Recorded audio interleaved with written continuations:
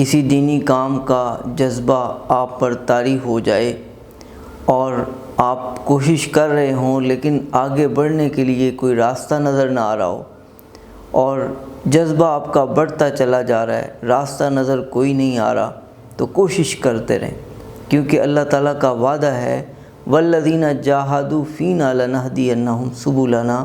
وہ لوگ جو ہمارے راستے میں کوششیں کرتے ہیں ہم ان کو اپنے راستوں پر رہنمائی عطا فرما دیتے ہیں۔ یہ اللہ تعالیٰ کا وعدہ ہے۔ اور جب بندہ